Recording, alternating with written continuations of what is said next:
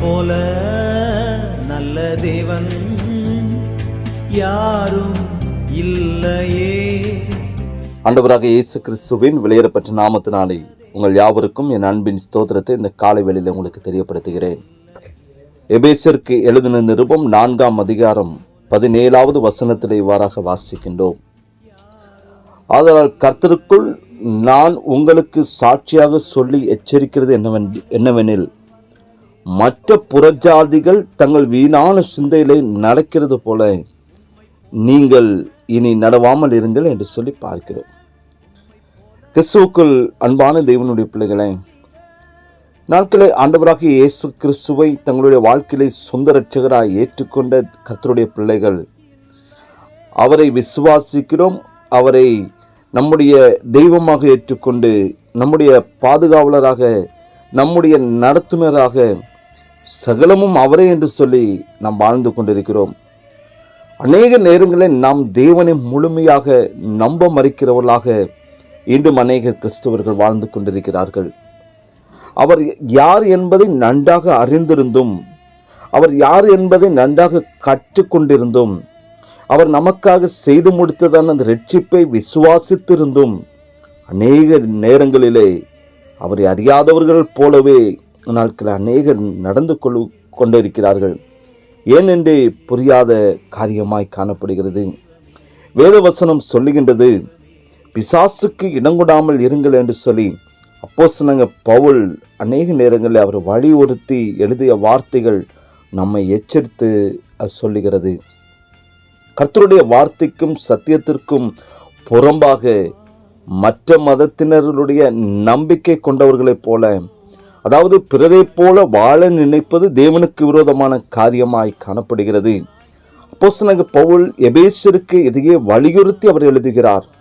மற்ற மதத்தினர் புற ஜனத்தார் தங்கள் புத்திக்கு எட்டியபடி தங்கள் வீணான சிந்தையில் நடக்கிறது போல நீங்கள் இனி நடவாமல் காணப்படுங்கள் என்று சொல்லி அவர் சொல்லுகிறார். தேவனை அறியாமல் காணப்படுகிற ஜனங்கள் அவர்கள் கொண்டிருக்கிறதான நம்பிக்கைகளை, அவர்கள் நடப்பிக்கிறதான அசுத்தமான காரியங்களை விட்டு விலகும்படி பவுல் ஆலோசனை சொல்லுகிறதை நாம் பார்க்கிறோம். சத்திய வசனத்தை அறிந்து அதில் போதித்திருக்கிறபடி முந்தின நடக்கக்கூடிய மோசம் போக்கும் இச்சைகளாலே கெட்டு போகிற பழைய மனுஷனை நீங்கள் களைந்து போடுங்கள் என்று சொல்லி அவர் வலியுறுத்தி சொல்லுகிறதை நாம் பார்க்கிறோம். அது மாத்திரமல்ல, அப்படியே விசுவாசத்தினால் புதிய மனுஷனை தரித்து கொண்டு புதியவர்களாக மாற்றப்பட்டதான நாம் இன்னும் பழைய மனுஷனை எப்படி நம்முடைய வாழ்க்கையை வெளிப்படுத்துவது?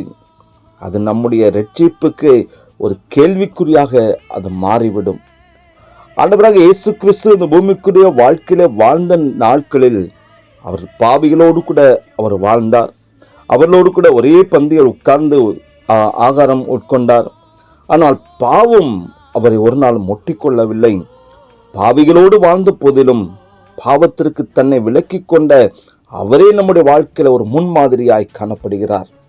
நம்மை சுற்றியுள்ளவர்களுடைய தவறான வழிகளுக்குள் இனியும் நாம் அகப்படுவது ஏனோ, இது நம்மை ஆண்டவரை விட்டு நிச்சயம் பிரித்துவிடும். தேவனுடைய பிள்ளைகளே, ஆண்டவராகிய இயேசு கிறிஸ்துவை மாதிரியாக கொண்டு உறுதியான ஜபத்தோடு கூடிய தியான வாழ்வை நம்முடைய வாழ்க்கையில கொண்டு நாம் வாழ்கின்றதான பொழுது நம்மை நாமே ஒவ்வொரு நாட்களும் பரிசோதித்தவர்களாக, நம்மை நாமே ஒவ்வொரு நாட்களும் நிதானித்து அறிந்தவர்களாக ஜாக்கிரதையோடு கூட வாழும்படியாக இந்த காலை பொழுதலை தெய்வ சமூகத்தில் நம்மை அர்ப்பணிப்போம். அதற்கு பரிசுத்த ஆவியானவர் நிச்சயமாக உங்களுக்கு கிருபைகளை தந்து வழி நடத்துவார். ஒவ்வொரு நாட்களும் இந்த பூமிக்குரிய வாழ்க்கையில கிறிஸ்தவர்களாய் காணப்பட்ட தேவனுடைய பிள்ளைகளாய் பிரிக்கப்பட்டதான ஒவ்வொருவரும் அவருக்கென்று வாழும்படியாய் நம்மை பரிபூர்ணமாய் அர்ப்பணித்த அவருடைய பிள்ளைகள் இந்த உலகத்தில் காணப்படுகிற மற்ற ஜனங்களைப் போல, இந்த உலகத்தில் பாவத்தில் வாழ்ந்து கொண்டிருக்கிற ஜனங்களைப் போல வாழாதவர்களாக கர்த்தர் நம்மை அழைத்திருக்கிறார் என்று சொன்னால், பரிசுத்தமுள்ள தேவன் பரிசுத்தத்தின் பாதையிலே நம்மை கொண்டு செல்லும்படியாய் அந்த பரிசுத்தமுள்ளவரை போல ஒவ்வொரு நாட்களும் பரிசுத்தமாக வாழும்படியாக நம்மை தெய்வ சமூகத்தில் நம்மை அர்ப்பணிப்போம்.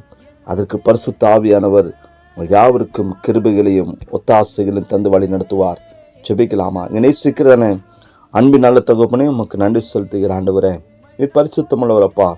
உம்மை பின்பற்றி கடந்து வருகிற நாங்களும் அந்த பரிசுத்தத்தின் பாதையிலே கடந்து வருவதற்கு யாவருக்கு கிருபையில கொடுத்து வழிநடத்துவீராக. இந்த பூமிக்குரிய வாழ்க்கையிலே புறஜாதிகளை போன்று வீணான சிந்தனையின்படி வாழாமல் ஒவ்வொரு நாட்களும் ஜெபத்தோடு கூட வேதவசன தியானத்தோடு கூட மேலான சிந்தனையோடு கூட நாங்கள் வாழ்வதற்கு இந்த காலை பொழுது எங்களுக்கு கிருபையில தந்து வழிநடத்தும். இதை எங்களை செவ்வையான பாதையிலே போதித்து வழிநடத்தும். ஆசீர்வதிங்க. இயேசுவின் நாமத்தில் ஜெபிக்கிற நல்ல பிதாவே, ஆமேன், ஆமேன். என் இயேசுவே என் தெய்வமே, என் இயேசுவே என் தெய்வமே, என் தெய்வமே.